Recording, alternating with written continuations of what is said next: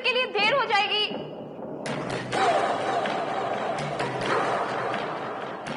अखिल,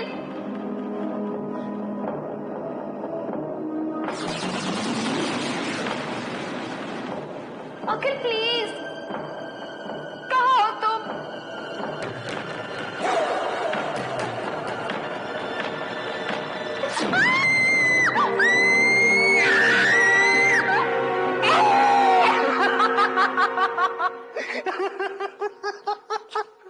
कमाल, तुम भी कमाल का चीखती हो सुनैना।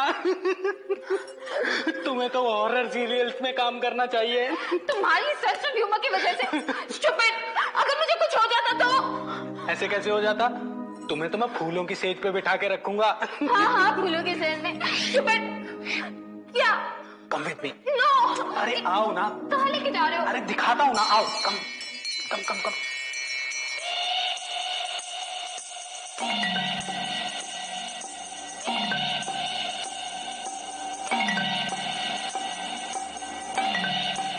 कम ऑन सुनैना, मैं तुम्हें एक चीज दिखाता हूँ।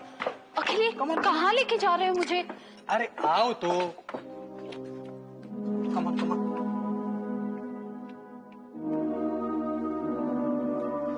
अखिल, ये कैसी जगह है? सी,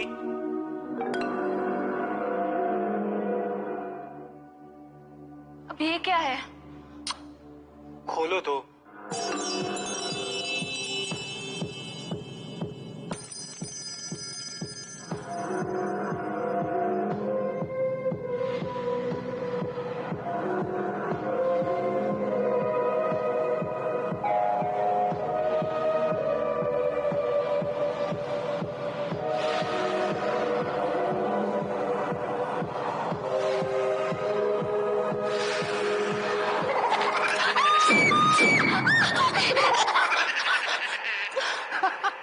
Hey, look at your face. Sorry, last joke. Actually मैं तुम्हें ये दिखाना चाहता था। अब ये क्या है? अरे कपड़ों का बक्सा है। मुझे भी नहीं पता था कि इस थिएटर में ये हॉल भी है और उसमें ये बॉक्स। सी, वाओ, अगले महीने के प्ले में मैं डॉक्टर का रोल कर रही हूँ। और मैं एक पायरेट का। तो हो जाए कॉस्ट्यूम रिहर्सल। चलो। चलो।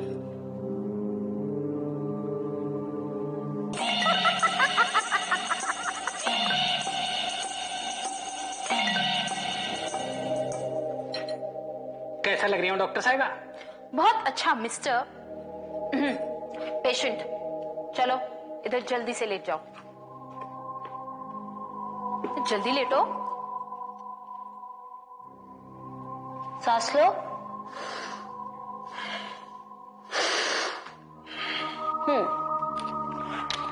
मुंह खोलो, जीभ बाहर। बस, आंखें।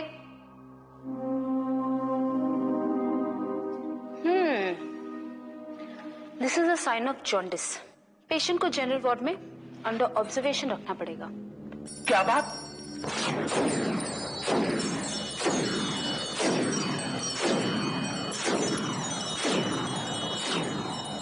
ये हार मुझे दे दे लड़की। Behave yourself. डॉक्टर के साथ ऐसी हरकत।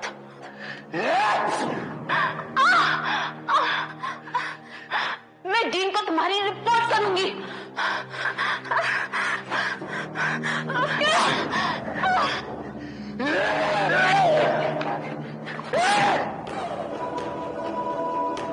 समुद्री लुटेरे के साथ ये हरकत।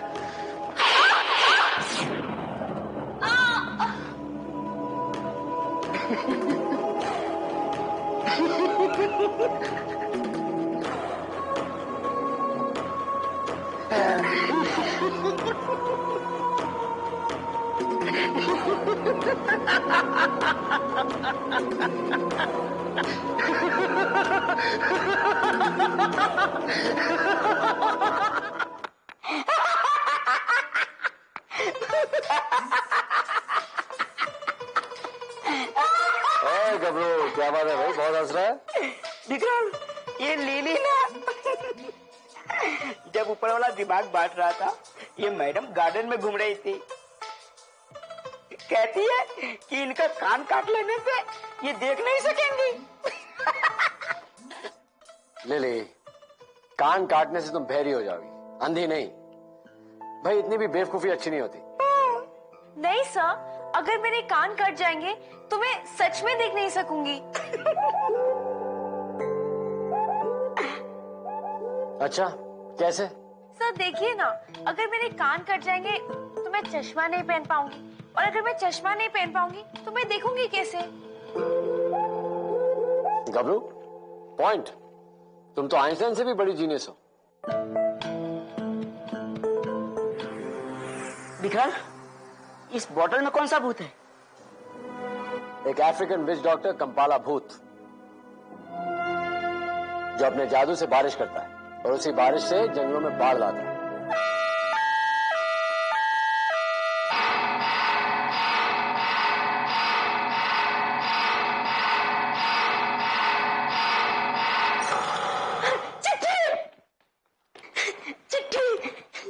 घबरो।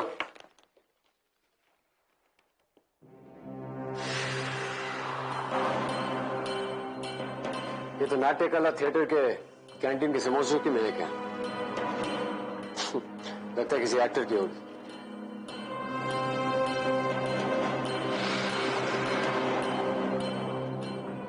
अखिल भंडारी?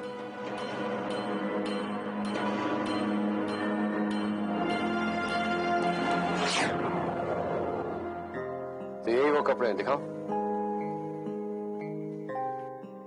वाह गबरू, ये तो पायरेट के कपड़े हैं। नहीं घबरो।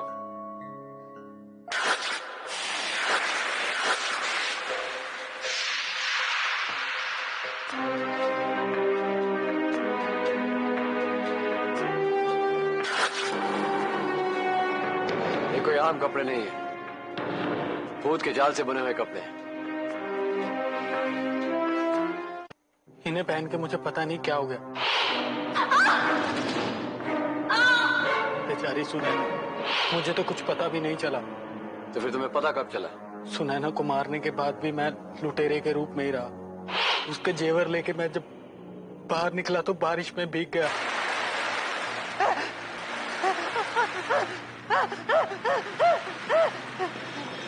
और मुझे सर्दी लग गई। और जब मैं थिएटर में वापस आया तो मैंने अपने इन कपड़ों को देखा।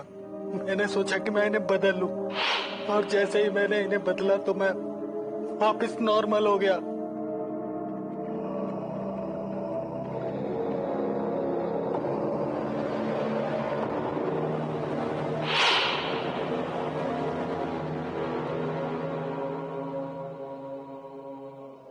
और ये स्टोर रूम कहाँ है?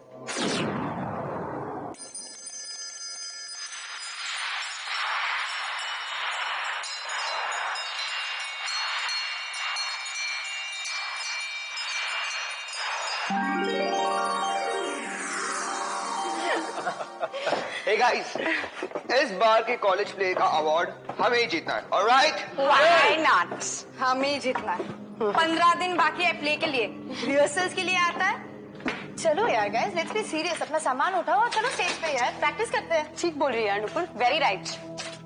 सही बात है, लेकिन तुम लोग चिंता मत करो। इस बार हम लोग ही बेस्ट एक्टर्स होंगे और हमारा ही प्ले बेस्ट होगा। हाँ हाँ जरूर, रिहर्सल पे तो कोई आता नहीं है, प्ले जरूर बेस्ट होने वाला है। Hang on guys, look at that. Costumes. Don't touch. सामान उठाओ यहाँ से और चलो। तू चुप कर, और कम से कम यहाँ पर हमारी गुरु बनने की कोशिश मत कर, समझी? एक दिन एक्टिंग में तुम सब मुझे अपना गुरु मानोगी। The best actress award goes to Jenny. क्योंकि मैं माधुरी दीक्षित बनना चाहती हूँ। ग्रेट। Yeah, sure, whatever. अरे ये क्या है? अमेजिंग। इसमें तो सारे कॉस्ट्यूम्स हैं जो हमें हमारे प्ले में लगने वाले हैं। But very carefully. Yes, teacher. Hey guys, hangman. मैं जल्लाद बनूंगा। अमेजिंग है, लुक एट दिस, ऑसम।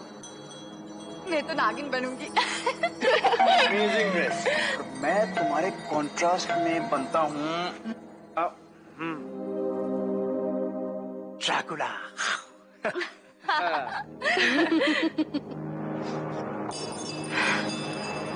और मैं प्ले में टाइन का रोल प्ले करूंगी। Guess what, guys? इसे तो मेकअप की भी जरूरत नहीं है। ए, तू चुप कर। हाँ, तेरे लिए तो जिंदगी मजाक ही है। जेनी, तू ये डाइन का आउटफिट पहन ले। नो वेज, मैं नहीं पहनूंगी कोई फालतू आउटफिट भूतों की। यू नो गाइस, मैं तुम सबसे हट कर हूँ, बिल्कुल अलग, इसीलिए मैं कुछ अलग पहनूंगी। हट के अलग। Jenny, why didn't you try this? Baby doll. मैं नहीं पहनने वाली ये।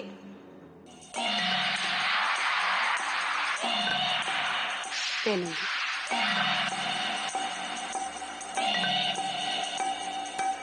जरूर पहनूंगी।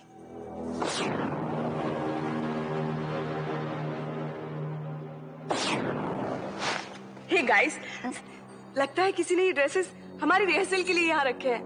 हाँ यार, सीरियसली यार। Let's try. ट्राई करते हैं। हाँ, चल। अच्छा, लड़कियां लेफ्ट साइड जाना और लड़के भी लेफ्ट साइड, ओके? साथ ही में।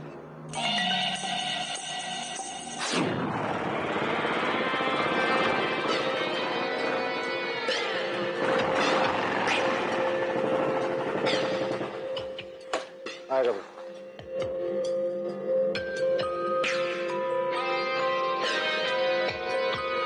रुकिए, कहाँ अंदर जा रहे हैं? अंदर जाने के लिए आपको आई कार्ड दिखाना पड़ेगा।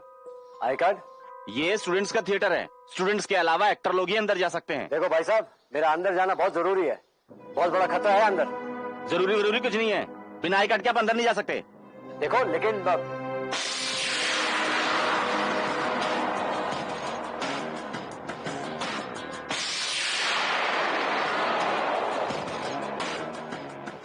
कूल ना? Very cool.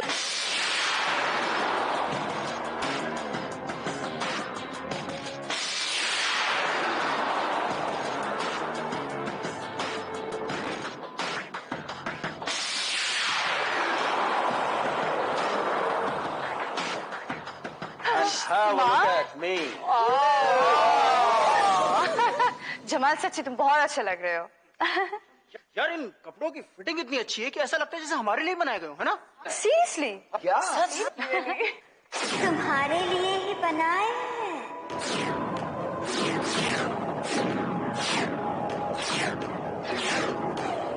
अरे, आपके कपड़े तो बहुत अच्छे हैं। क्या आप भी ड्रामा में काम करोगी?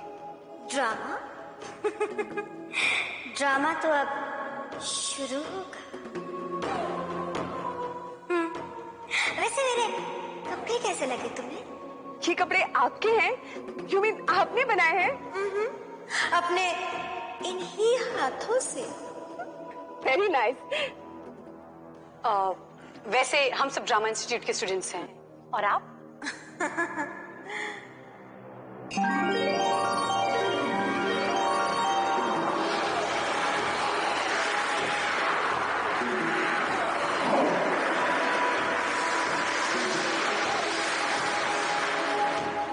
अब बताओ, तुम लोग कौन हो?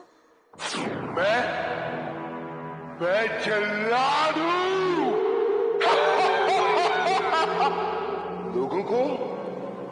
लोगों को मैं फांसी दूंगा।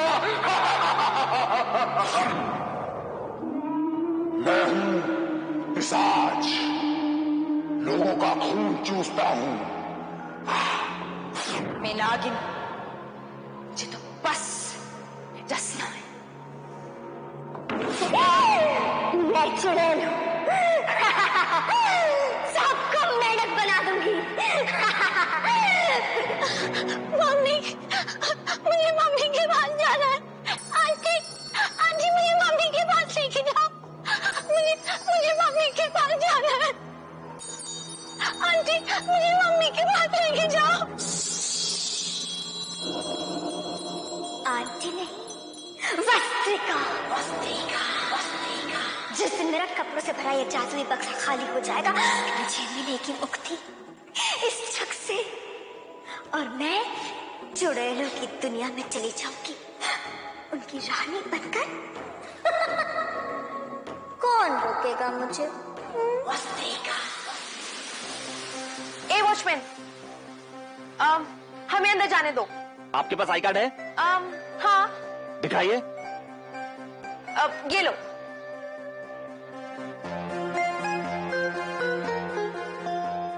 ये तो किसी इंजीनियरिंग कॉलेज का कार्ड है, वो भी किसी लड़के का। हाँ तो क्या हुआ, आई कार्ड तो है ना, मेरे भाई का है। गबरू, तुम इसे सोना दे दो। मैं अपने सोने के सिक्के नहीं दे सकता, नहीं दूंगा। एक मिनट, देखो तुमने कहा कि अंदर सिर्फ स्टूडेंट या एक्टर जा सकता है, राइट? हाँ। तो फिर ये एक्ट्रेस है। मैं? पर मैंने तो कभी इनको देखा नहीं। तुमने बंगाली फिल्में देखी है? नहीं। तभी तो ये बंगाली सिनेमा की बहुत बड़ी एक्ट्रेस है, लिली सेन, पहचानो? हाँ, मैं लिली सेन। हाँ, बंगाली सिनेमा के लोग तो अवार्ड जीते रहते हैं, लेकिन क्यों बाबा, बंगाली एक्ट्रेस नहीं? नहीं, मैं। आइए मैडम, आप जाइए। आप लोग कहाँ जा रहे हैं? अरे बाबा, हम उसका सेक्रेटरी है। और ये मेकअप मैन। Madam, autograph. बाद में।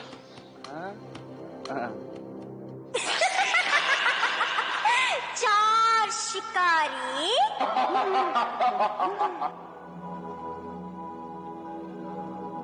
और एक शिकार। किसे मिलेगा शिकार?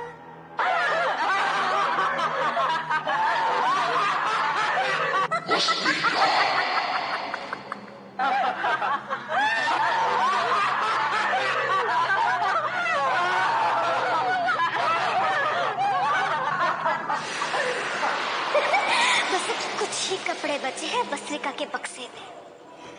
जैसे ही ये कपड़े खत्म, ये खेल भी खत्म।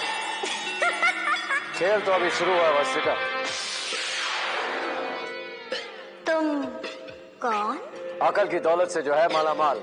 मिलो मुझसे वस्त्रिका, मैं हूँ विक्रांत। विक्रांत, मशहूर भूतनाशक विक्रांत। हाँ, क्या चाहते हो तुम? मेरे बक्से में से कपड़े पहनोगे? कपड़े तो मैंने पहन रखे, लेकिन अगर तेरा मकसद नहीं पता चला ना, तेरी खाल उतार दूं। मुझे मारकर क्या मिलेगा तुम्हें? हाँ, रोक सकते हो तो उन 5 को रोको। जाओ। कौन 5? वही बेचारे कलाकार जो अब खूंखार बन गए हैं। हाँ सर, यहाँ कुछ लड़के लड़कियों के कपड़े भी हैं।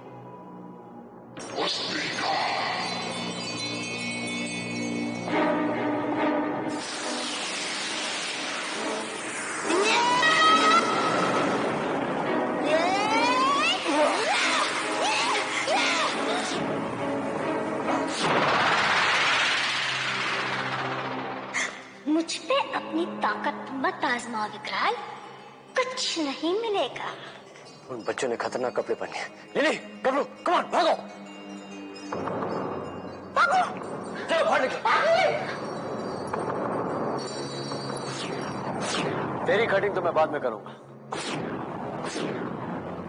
काट डालूंगी।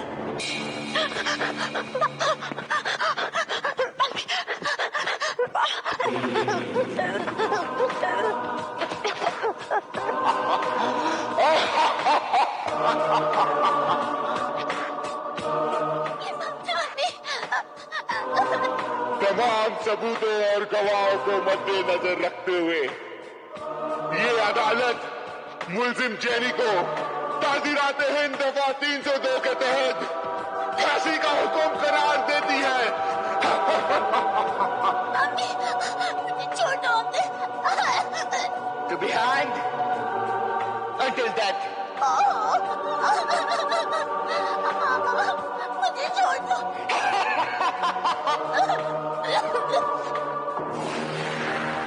रुको।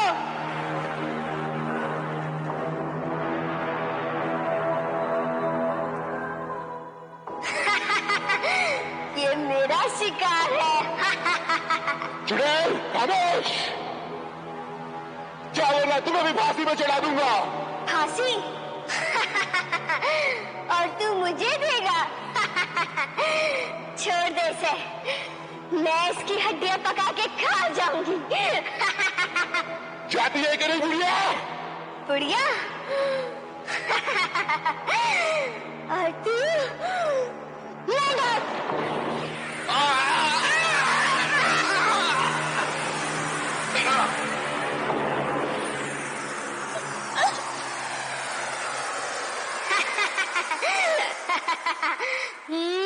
चुड़ैल आंटी,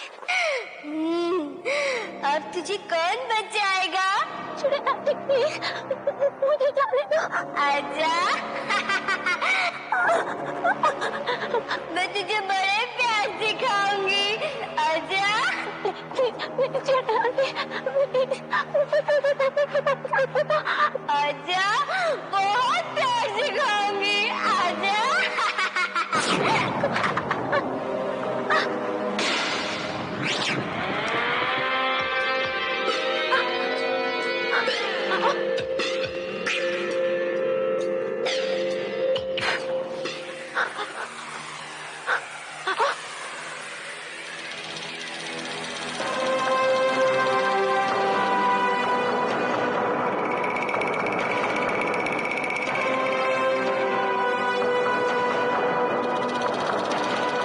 ओ नो, ये तो जरूर उनमें से एक होगा।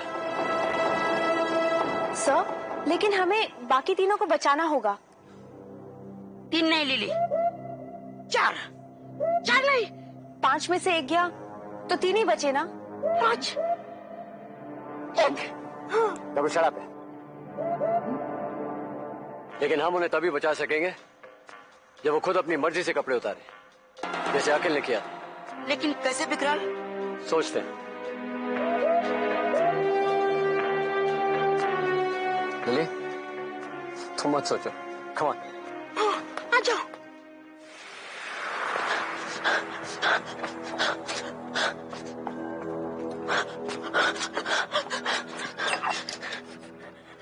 मैं ना अपनी टीचर को इन सब की नाम बताऊंगी। फिर सबकी पिटाई होगी। बैड भूत।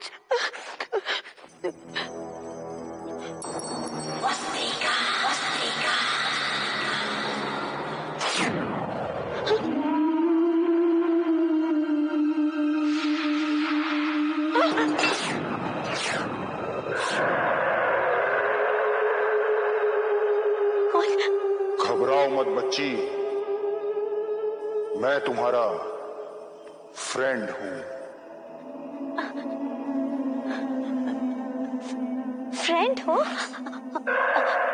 अंकल, आप मुझे तंग तो नहीं करोगे ना? मैं तुम्हें बिल्कुल तंग नहीं करूंगा। आओ मेरे पास आओ, आओ।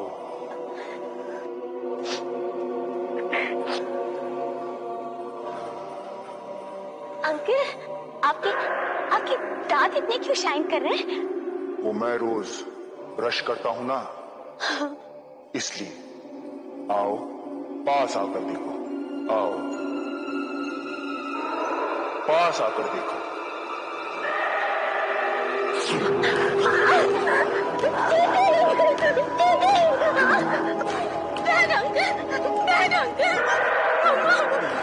बस थोड़ा सा खून।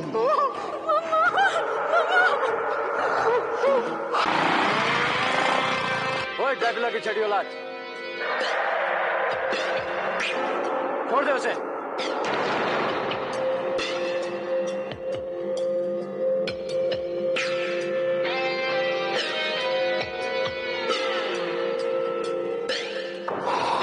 इसमें तो बहुत खून होगा।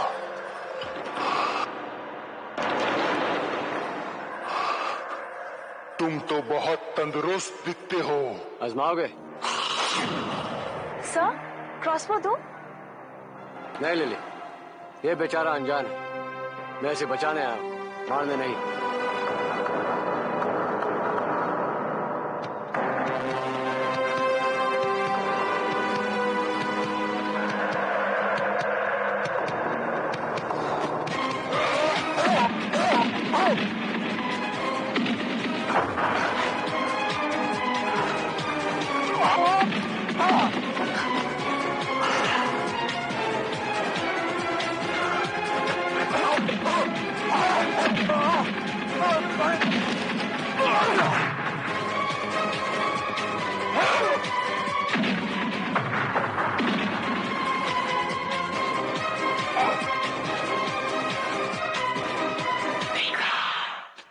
देखो मेरी बात सुनो, वो कपड़े बदल लो, तुम ठीक हो जाओगे।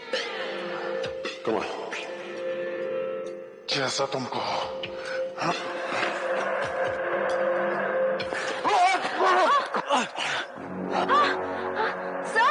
Sir help help Kamro.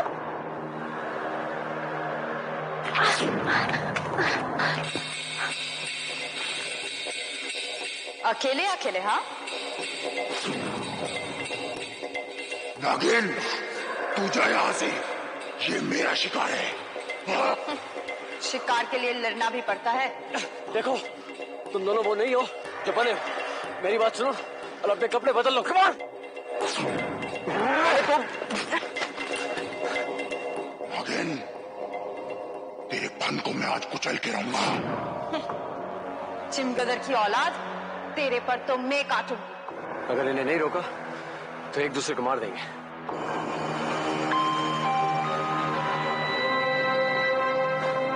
Lily, come on.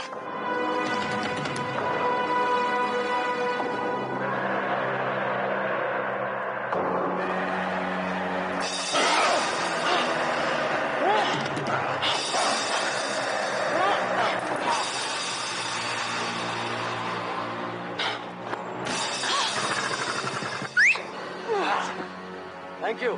तुम दोनों की लड़ाई में मैं तो चला। कमाल ले ली।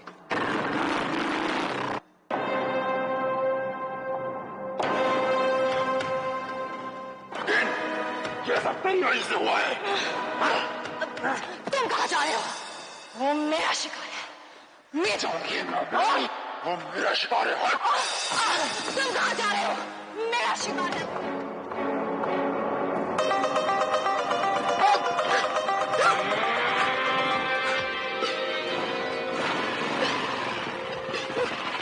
विक्रम, वो लड़की तो हाथ ही नहीं आ रही।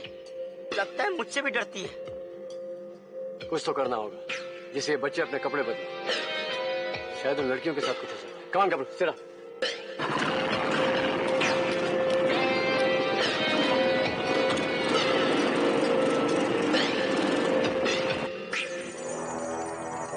जेनी, जेनी कहाँ हो तुम? बाहर आ जा। अगर तू बाहर नहीं आएगी तो मैं तुझे कैसे खाऊंगी? जेनी, बाहर आ जा, मुझे बहुत भूख लगी है जेनी। अगर तू बाहर नहीं आएगी। हे चुड़ैल, तेरी तुम्हें इन कपड़ों में देखकर डर गई होगी। मेरे कपड़े? क्या खराबी है मेरे कपड़ों में? फटे पुराने बदबूदार, इन्हें देखकर तो कोई भी डर जाएगा। ये लो, इन्हें पहन लो। इन्हें पहनोगी तो जेनी तुम्हारे पास आएगी और फिर तुम उसे। समझ गई। लाओ कपड़े दो।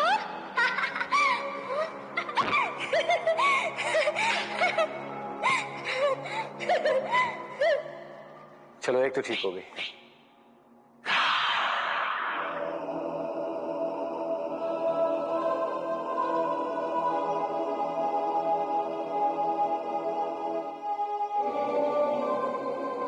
कैसी लग रही हूँ मैं?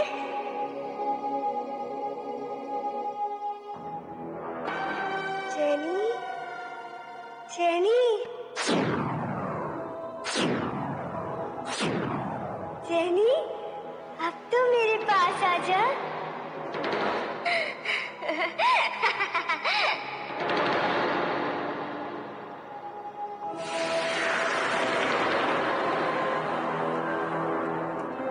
ये कैसे हुआ विक्रम?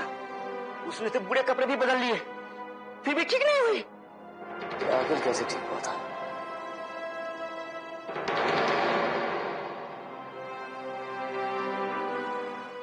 अरे हाँ, पानी। हमें उनके कपड़ों को पानी से भिगोना होगा, फिर उनका इफेक्ट दूर हो जाएगा। I am sure. रियली पानी। ये तो बहुत ही आसान तरीका है विक्रम। किससे शुरू करें?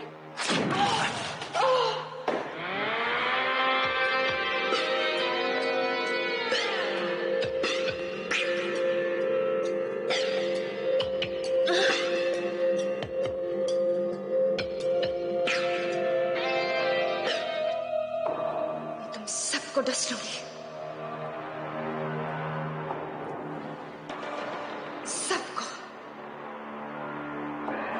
सबसे पहले उस जेनी को डांसूंगी।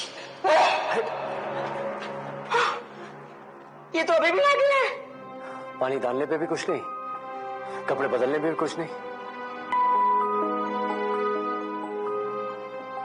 वो आखिर कैसे ठीक हुआ था? पानी डालने से। बारिश का पानी। अरे हाँ, बारिश का पानी। लगता है बारिश का पानी वो ताकत को नाकाम करेगा। That's right. वाह, तो फिर बारिश ही करवा देते हैं, सब भीकर ही ठीक हो जाएंगे। बारिश करवा देते? हम क्या भगवान है? इसमें मदद करेगा कंपाला भूत। कौन वाला? शराब कब्रू। अरे वो कंपाला भूत की बोतल किधर गई?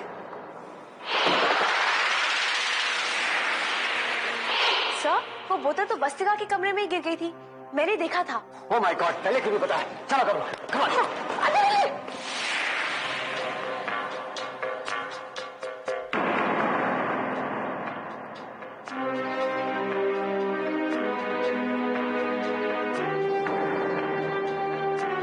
लेली कहाँ पे देखा था तुमने? सर, शायद यहाँ। इसे ढूंढ रहे हो?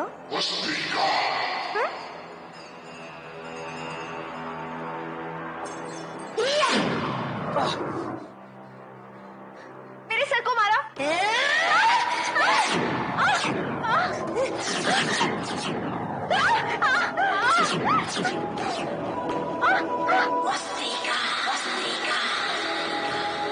मेरे नहीं कपड़े। अब तुम्हारे हाल की बात है। No fighting, no fighting.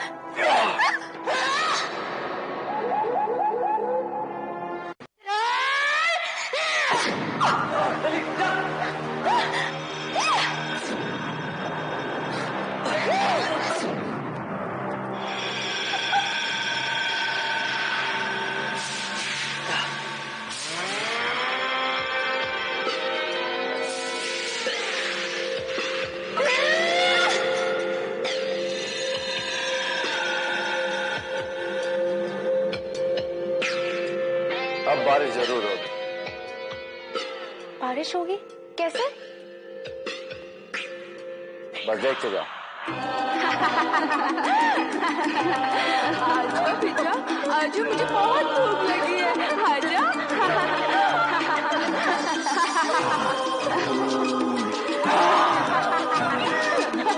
मेरे पास आ। आजा, मुझे बहुत भूख लगी है। आजा।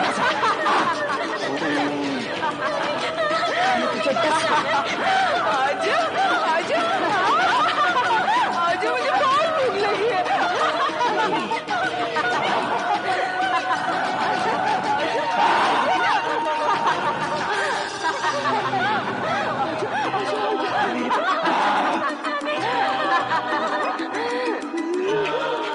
सर, अब क्या होगा?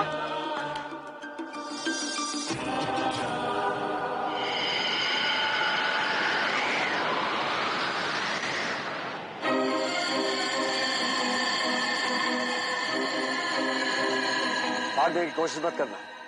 मैं तुम्हें तभी आजाद करूंगा जब तुम यहाँ पे बारिश करवाओगे। नहीं, नहीं।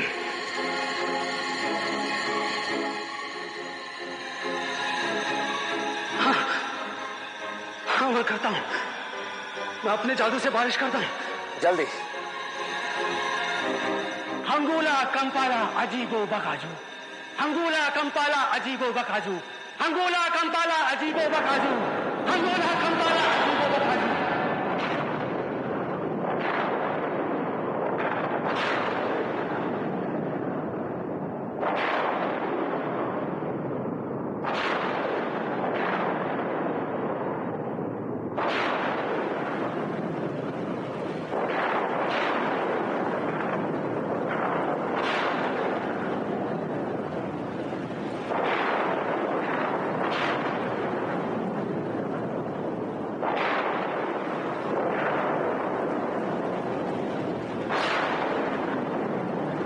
Thank you. चलो अब अंदर चलो वापस।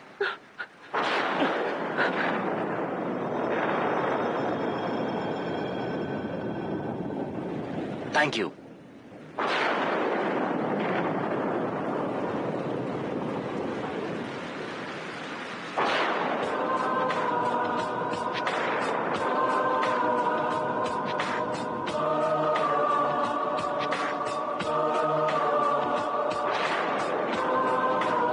ये मैं क्या करने जा रहा था? क्या हो गया था? मैं चुड़ैल बन गई थी। जेनी, अब आप ठीक हो गए? अरे अरे मैं तो नागिन बन गई थी।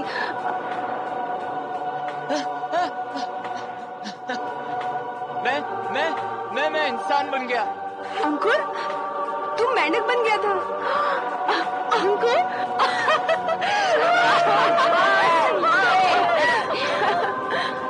पर सर वस्त्रिका, वो देखो लिली, वस्त्रिका।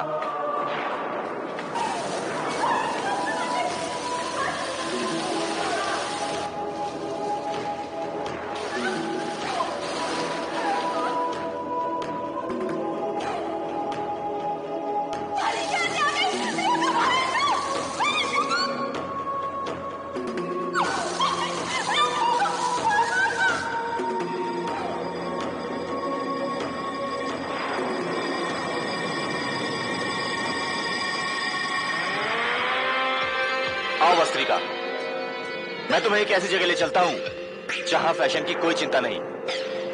आओ।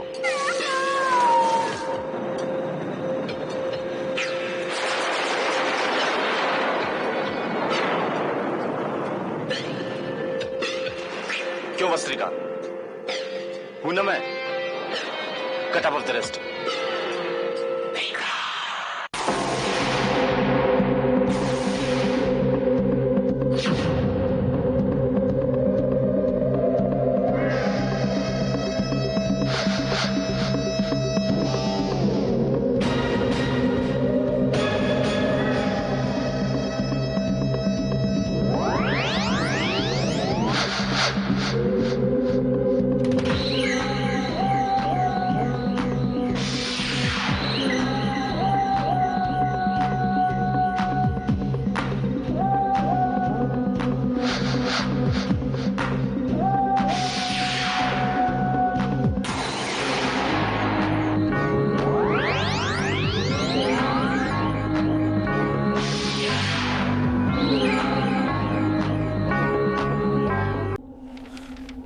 कौन है?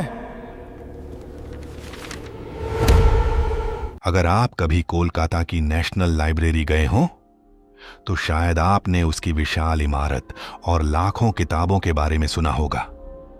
लेकिन क्या आप जानते हैं कि वहां काम करने वाले कुछ लोग रात की ड्यूटी करने से डरते हैं?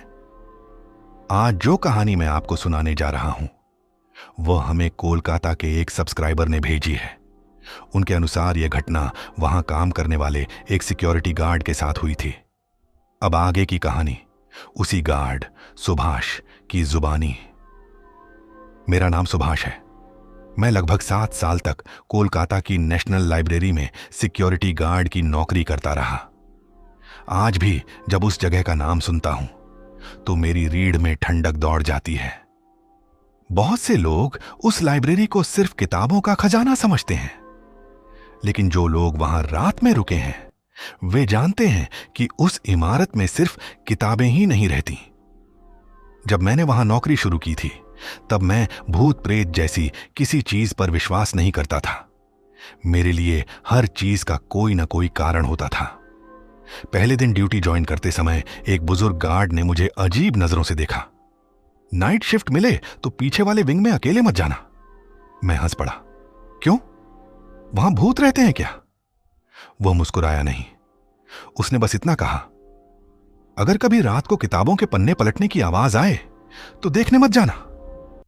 उस समय मुझे उसकी बात मजाक लगी, लेकिन कुछ महीने बाद मैं समझ गया कि वह मजाक नहीं कर रहा था। नेशनल लाइब्रेरी का परिसर बहुत बड़ा है। दिन में वहां सैकड़ों लोग आते हैं, शोधकर्ता, छात्र, प्रोफेसर। लेकिन रात में वह जगह पूरी तरह बदल जाती है। विशाल गलियारे, ऊंची छतें, पुरानी लकड़ी की अलमारियां, दीवारों पर पड़ती पीली रोशनी और हर तरफ फैली हुई ऐसी खामोशी जो कानों में दबाव पैदा कर दे। रात की ड्यूटी में हमारा काम पूरे परिसर का चक्कर लगाना होता था।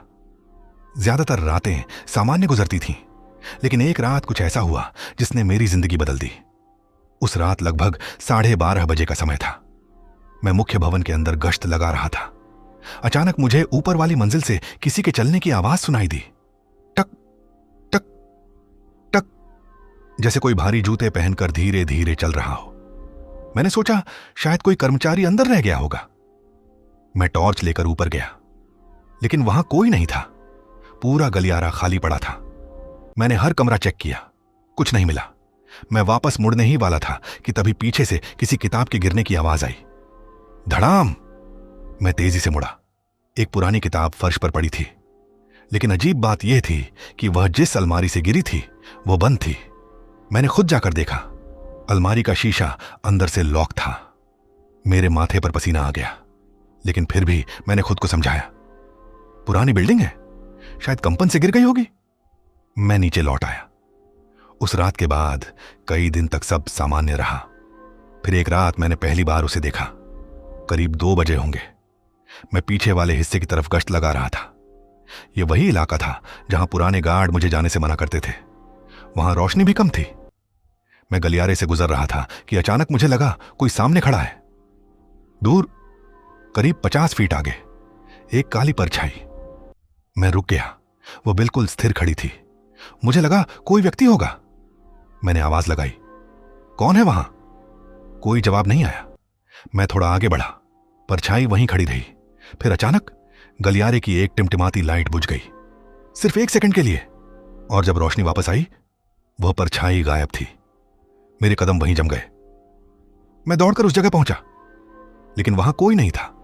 न कोई दरवाजा, न कोई मोड़, न छिपने की जगह, कुछ भी नहीं। ऐसा लग रहा था जैसे वह कभी वहां थी ही नहीं। अगली सुबह मैंने यह बात दूसरे गार्डों को बताई। उनके चेहरे का रंग बदल गया। एक आदमी बोला, तुमने उसे देख लिया? किसे? उसने धीरे से कहा, वही काली परछाई। मैंने पूछा, तुम लोग भी उसे देखते हो? कमरे में अचानक सन्नाटा छा गया।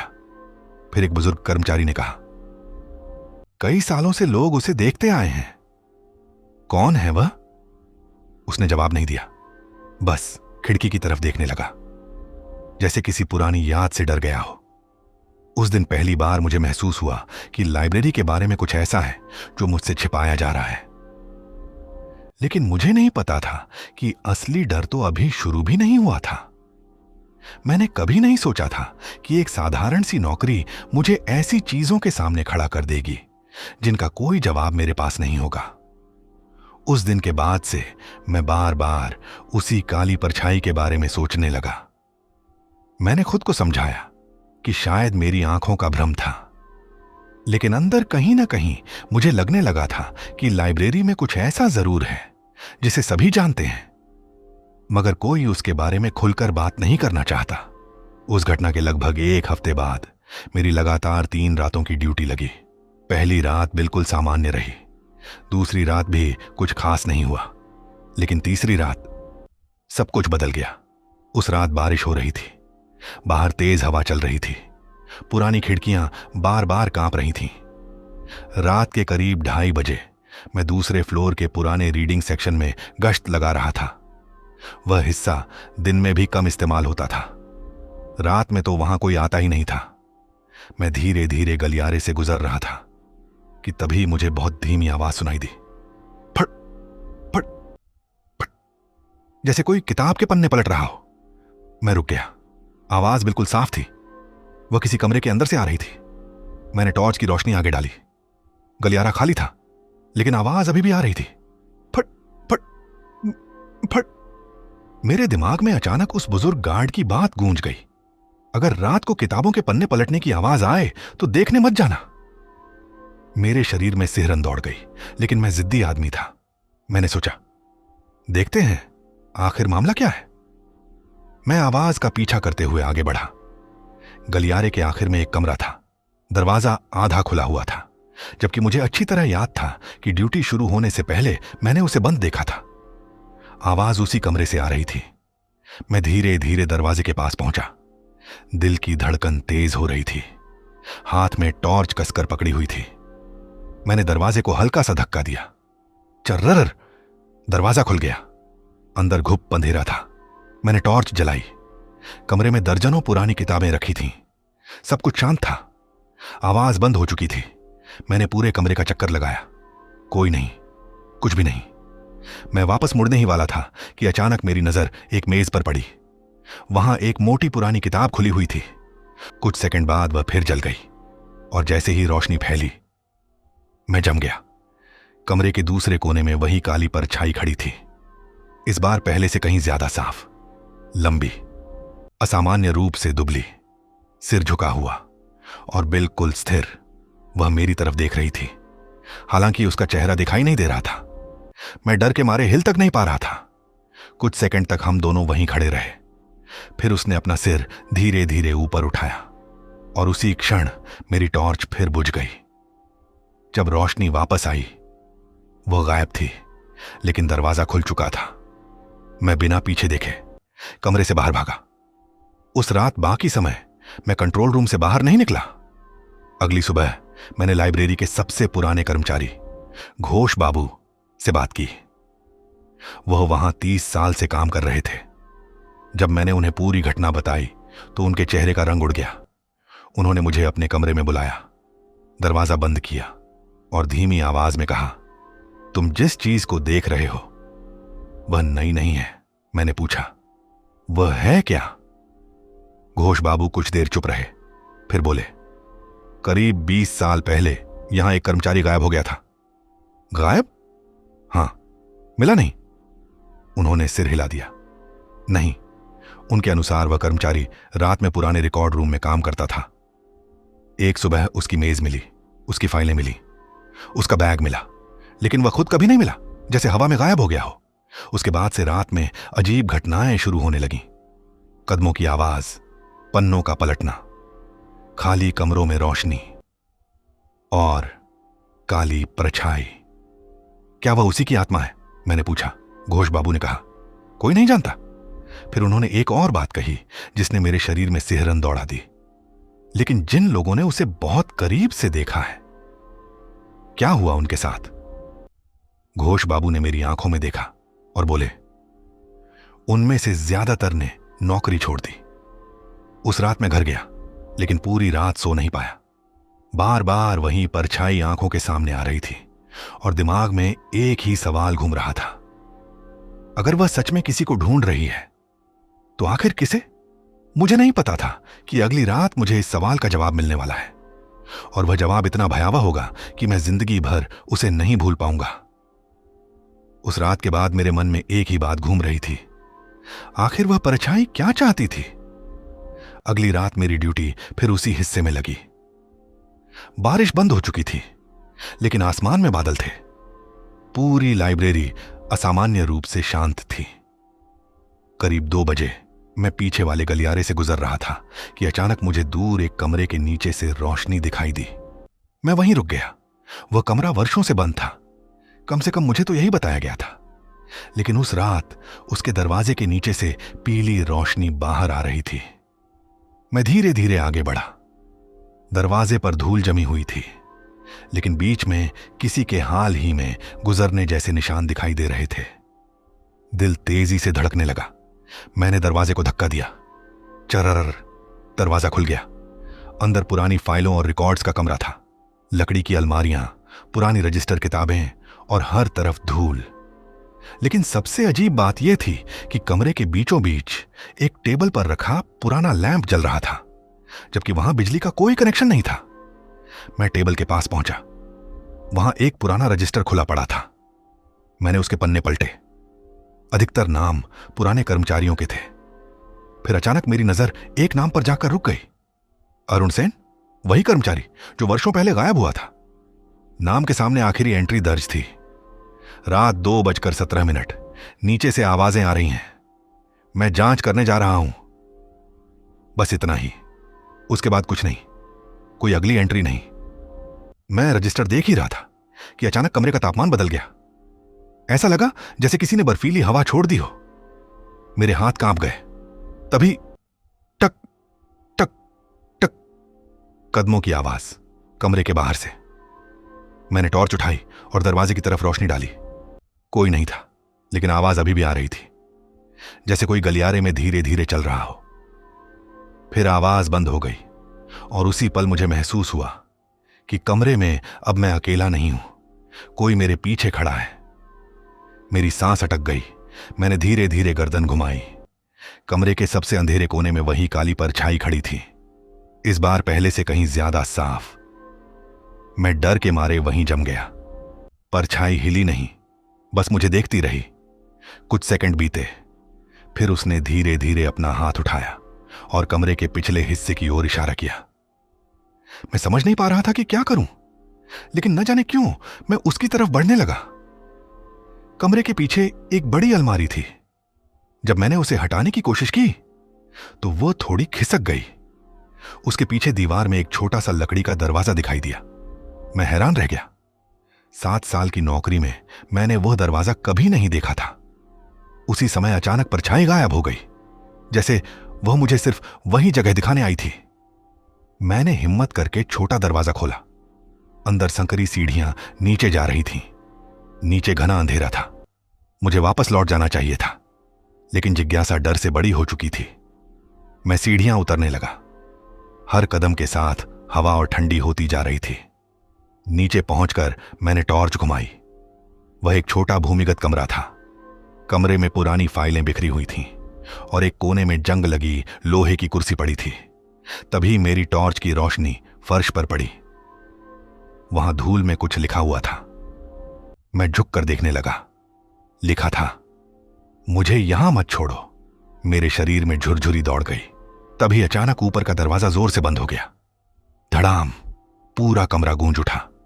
मैं भागकर सीढ़ियों की तरफ दौड़ा, लेकिन दरवाजा नहीं खुला। मैं पूरी ताकत से धक्का मारता रहा।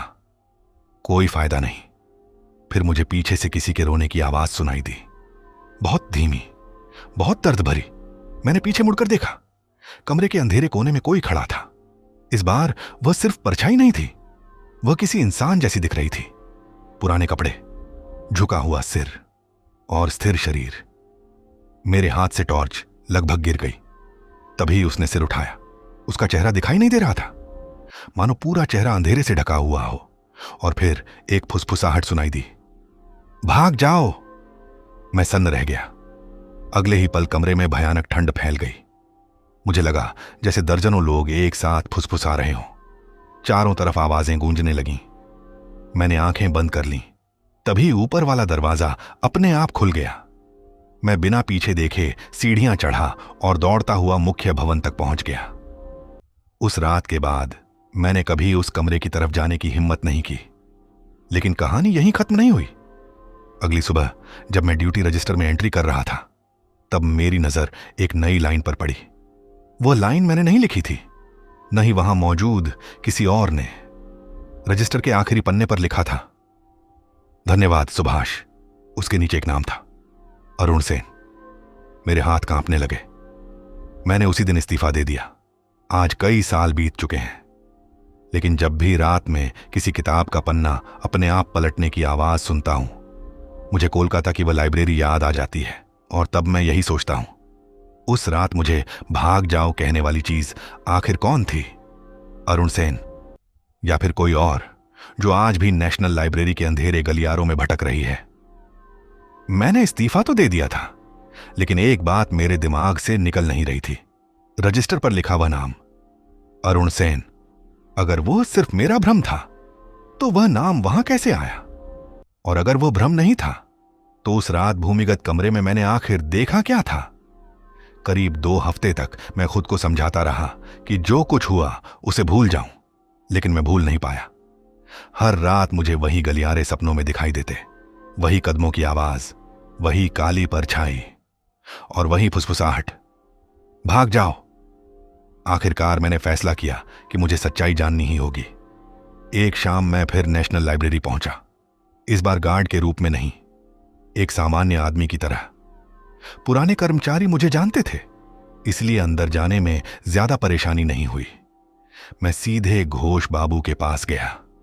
उन्होंने मुझे देखकर हैरानी से पूछा, तुम वापस क्यों आए हो? मैंने सारी बात बता दी, रजिस्टर वाली भी। मेरी बात सुनकर उनका चेहरा पीला पड़ गया। कुछ देर चुप रहने के बाद उन्होंने अपनी मेज की दराज खोली। उसमें से एक पुरानी फाइल निकाली। फाइल के ऊपर धूल जमी हुई थी। उन्होंने फाइल मेरे सामने रख दी। शायद अब तुम्हें यह देखना चाहिए। फाइल लगभग 25 साल पुरानी थी। उसमें लाइब्रेरी के पुराने रिकॉर्ड थे। मैं पन्ने पलटता गया। अचानक मुझे अरुण सेन की तस्वीर दिखाई दी। करीब 40 साल का आदमी, चेहरे पर हल्की मुस्कान, बिल्कुल साधारण इंसान। उसे देखकर विश्वास ही नहीं होता था कि उसकी कहानी इतनी रहस्यमयी हो सकती है। लेकिन तस्वीर के नीचे जो लिखा था उसने मुझे चौंका दिया। अरुण सेन, सहायक अभिलेख अधिकारी।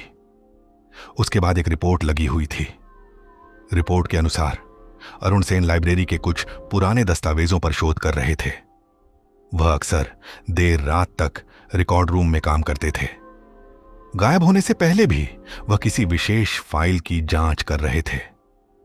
लेकिन रिपोर्ट में उस फाइल का नाम नहीं लिखा था, जैसे किसी ने जानबूझकर वह हिस्सा हटा दिया हो। मैंने घोष बाबू से पूछा, वह कौन सी फाइल थी? उन्होंने धीरे से सिर हिलाया। मुझे नहीं पता। लेकिन उनकी आंखें बता रही थीं कि वह पूरी सच्चाई नहीं कह रहे। मैंने दबाव डाला। कुछ देर बाद उन्होंने गहरी सांस ली, फिर बोले, अरुण सेन जिस फाइल की जांच कर रहा था वह लाइब्रेरी के इतिहास से भी पुरानी चीज से जुड़ी थी। क्या? इस जमीन से। मैं चौंक गया। घोष बाबू ने बताया कि अंग्रेजों के समय यहां जो इमारत थी उसके नीचे कुछ पुराने तहखाने मौजूद थे। अधिकतर हिस्से बंद कर दिए गए थे, लेकिन कई लोगों का दावा था कि नीचे अभी भी ऐसे कमरे हैं जिनका रिकॉर्ड किसी के पास नहीं, और अरुण सेन उन्हीं कमरों के बारे में जानकारी जुटा रहा था। उस रात मैं घर नहीं गया। मेरे अंदर फिर वही जिज्ञासा जाग चुकी थी। मैंने तय कर लिया कि मैं आखिरी बार उस भूमिगत हिस्से में जाऊंगा, सिर्फ एक बार, और फिर हमेशा के लिए यह मामला खत्म कर दूंगा। रात करीब 11:30 बजे मैं लाइब्रेरी के पीछे वाले हिस्से में पहुंचा। वहां लगभग सन्नाटा था। दूर कहीं घड़ी की टिक टिक सुनाई दे रही थी। मैं उसी रिकॉर्ड रूम तक पहुंचा जहां मुझे गुप्त दरवाजा मिला था। कमरे में इस बार अंधेरा था, लेकिन जैसे ही मैं अंदर गया मुझे एक अजीब गंध महसूस हुई, पुरानी नमी और सड़े हुए कागजों की गंध। मैंने अलमारी हटाई। छोटा दरवाजा अब भी वहीं था। दिल जोर जोर से धड़क रहा था, लेकिन इस बार मैं तैयार था। मैं टॉर्च लेकर नीचे उतर गया। नीचे पहुंचते ही मुझे कुछ अलग महसूस हुआ। पिछली बार की तुलना में वहां ज्यादा ठंड थी, इतनी ठंड कि मेरी सांसें दिखाई देने लगीं। मैंने टॉर्च घुमाई और तभी मुझे फर्श पर कुछ नजर आया। धूल में पैरों के निशान, ताजा निशान, जैसे अभी कुछ देर पहले कोई वहां चला हो। मेरे अलावा वहां कोई नहीं होना चाहिए था। फिर ये निशान किसके थे? मैं धीरे धीरे उनके पीछे चलने लगा। निशान मुझे कमरे के पिछले हिस्से तक ले गए। वहां दीवार में एक दरार थी। पहले मैंने उस पर ध्यान नहीं दिया था। जब मैंने टॉर्च अंदर डाली तो समझ आया कि वह सिर्फ दरार नहीं थी, वह एक और रास्ता था, बहुत संकरा, इतना कि एक आदमी मुश्किल से निकल सके। मेरे कदम खुद ब खुद आगे बढ़ने लगे। करीब 20 फीट तक वो रास्ता सीधा गया, फिर अचानक खुलकर एक बड़े कमरे में बदल गया, और वहां पहुंचते ही मेरी रीढ़ में बर्फ सी दौड़ गई। कमरे की दीवारों पर पुराने निशान बने हुए थे, कुछ अंग्रेजी में, कुछ ऐसी भाषा में जिन्हें मैं पढ़ भी नहीं पाया। बीच में एक लोहे की बड़ी मेज रखी थी और उसके ऊपर धूल से ढकी कई फाइलें पड़ी थीं। मैंने एक फाइल उठाई, उस पर तारीख लिखी थी 1897। मैं सन्न रह गया। यह फाइल 100 साल से भी ज्यादा पुरानी थी, लेकिन असली डर अभी बाकी था, क्योंकि जैसे ही मैंने पहला पन्ना खोला मुझे पीछे किसी के खड़े होने का एहसास हुआ। मैंने धीरे धीरे गर्दन घुमाई और इस बार वो परछाई पहले से कहीं ज्यादा पास खड़ी थी, बस कुछ कदम दूर, स्थिर, खामोश, मुझे घूरती हुई। लेकिन पहली बार मुझे लगा कि वह मुझ पर हमला नहीं करना चाहती। वह जैसे कुछ बताना चाहती थी, कुछ ऐसा जो अभी तक छिपा हुआ था। मैं वहीं खड़ा रह गया और तभी उसने धीरे धीरे अपना हाथ उठाया और कमरे के सबसे अंधेरे कोने की तरफ इशारा किया। मैंने टॉर्च उस दिशा में घुमाई और जो मैंने वहां देखा उसे देखकर मेरे पैरों तले जमीन खिसक गई। मैंने टॉर्च उस अंधेरे कोने की तरफ घुमाई। कुछ सेकंड तक मुझे कुछ समझ नहीं आया। फिर धीरे धीरे रोशनी एक पुरानी लकड़ी की अलमारी पर जाकर रुकी। अलमारी आधी टूटी हुई थी, उसके दरवाजे खुले हुए थे। अंदर कई फाइलें और पुराने रजिस्टर रखे थे, लेकिन मेरी नजर एक दूसरी चीज पर जाकर टिक गई। अलमारी के नीचे फर्श पर धूल जमी हुई थी और उस धूल में किसी ने उंगली से कुछ लिखा था। सच्चाई यही है। मेरे शरीर में सिहरन दौड़ गई। मैं धीरे धीरे आगे बढ़ा। पीछे खड़ी काली परछाई बिल्कुल शांत थी। वह बस मुझे देख रही थी। मैंने अलमारी के अंदर रखी सबसे ऊपर वाली फाइल निकाली। उस पर कोई नाम नहीं था, सिर्फ एक नंबर लिखा था। मैंने फाइल खोली। पहले कुछ पन्ने पुराने नक्शों से भरे हुए थे। फिर मुझे एक रिपोर्ट दिखाई दी। रिपोर्ट 1897 की थी। उसमें लिखा था कि लाइब्रेरी बनने से पहले इसी जगह एक पुराना प्रशासनिक भवन हुआ करता था। उस भवन के नीचे कई तहखाने बनाए गए थे, लेकिन निर्माण के दौरान मजदूरों ने शिकायत की थी कि रात में नीचे से अजीब आवाजें आती हैं। कुछ मजदूरों ने काम छोड़ दिया था। एक ने दावा किया था कि उसने अंधेरे में किसी आदमी को दीवार के अंदर जाते देखा। उसकी बात पर किसी ने विश्वास नहीं किया। रिपोर्ट वहीं खत्म हो गई। मैंने दूसरा पन्ना पलटा। उसमें बात की घटनाएं दर्ज थीं। 1904, 1918, 1936, 1952।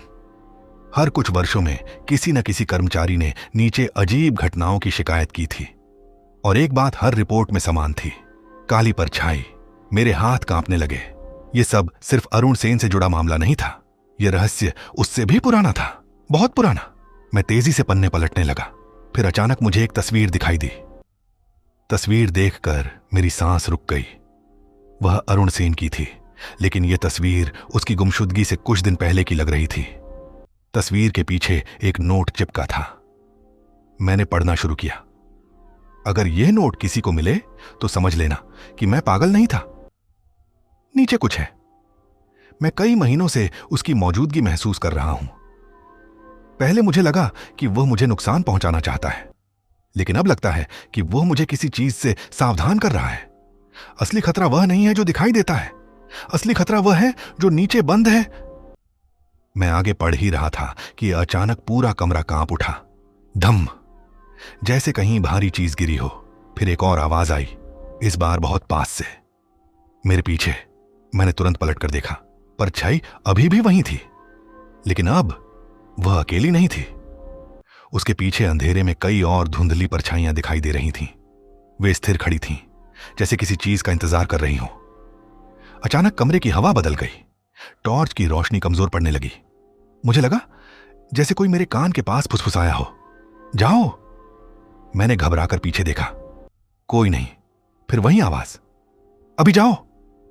इस बार आवाज साफ थी और अजीब बात यह थी कि उसमें डर नहीं था, चेतावनी थी, जैसे कोई मेरी जान बचाने की कोशिश कर रहा हो। तभी कमरे के दूसरे सिरे से एक भयानक आवाज गूंजी। ऐसी आवाज जो मैंने आज तक कभी नहीं सुनी। वह इंसान की नहीं थी, जानवर की भी नहीं, कुछ और थी, कुछ ऐसा जिसे शब्दों में बयान करना मुश्किल है। उस आवाज के साथ पूरा कमरा कांपने लगा। दीवारों से धूल झड़ने लगी। मेरे हाथ से फाइल गिर गई। उसी पल पहली बार काली परछाई हिली।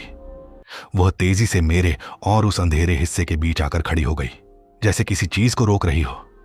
और तभी मुझे समझ आया, वह मुझे डराने नहीं आई थी, वह मुझे बचाने की कोशिश कर रही थी। अरुण सेन भी शायद यही समझ गया था। मैंने आखिरी बार कमरे के उस अंधेरे कोने में देखने की कोशिश की, लेकिन वहां सिर्फ गहरा अंधेरा था, इतना गहरा कि टॉर्च की रोशनी भी उसमें गायब हो रही थी। फिर अचानक मुझे लगा जैसे उस अंधेरे के भीतर दो चमकती आंखें खुली हों, बस एक पल के लिए। और उसी पल मेरे शरीर का सारा खून जैसे जम गया। मैं भाग पड़ा। मैं जितनी तेजी से भाग सकता था भागा। संकरे रास्ते से निकलकर सीढ़ियां चढ़ा, रिकॉर्ड रूम पार किया, गलियारे में पहुंचा। पीछे से कदमों की आवाजें आ रही थीं। लेकिन मैंने मुड़कर नहीं देखा। मैं दौड़ता रहा जब तक मुख्य दरवाजे तक नहीं पहुंच गया। बाहर आकर ही मेरी सांस वापस सामान्य हुई। अगले दिन मैं फिर घोष बाबू से मिला। मैंने उन्हें सब कुछ बताया। उन्होंने मेरी बात शांत होकर सुनी, फिर धीरे से बोले, अरुण सेन आखिरी आदमी नहीं था जिसने यह सब देखा था। क्या मतलब? तुमसे पहले भी कुछ लोगों ने वही बात कही थी क्या? उन्होंने जवाब दिया कि नीचे जो परछाई दिखाई देती है वह नुकसान नहीं पहुंचाती, वह चेतावनी देती है। मैं कुछ देर चुप रहा, फिर पूछा, तो अरुण सेन का क्या हुआ? घोष बाबू ने खिड़की के बाहर देखते हुए कहा, शायद वह वापस नहीं आ पाया। उस घटना के बाद मैंने कभी नेशनल लाइब्रेरी में कदम नहीं रखा, लेकिन कहानी का सबसे अजीब हिस्सा अभी बाकी था।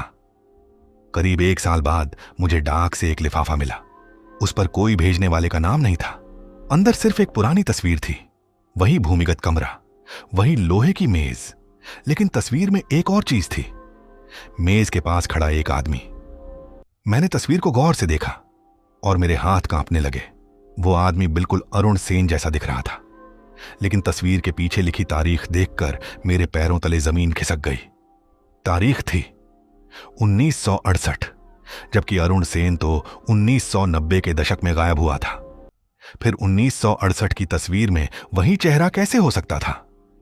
उस सवाल का जवाब मुझे आज तक नहीं मिला और शायद कभी नहीं मिलेगा। लेकिन एक बात मैं पूरे यकीन से कह सकता हूं, कोलकाता की नेशनल लाइब्रेरी में रात के समय सिर्फ किताबें नहीं होती, कुछ और भी है। कुछ ऐसा जो अंधेरे गलियारों में भटकता है, कुछ ऐसा जो कभी कभी लोगों को दिखाई देता है।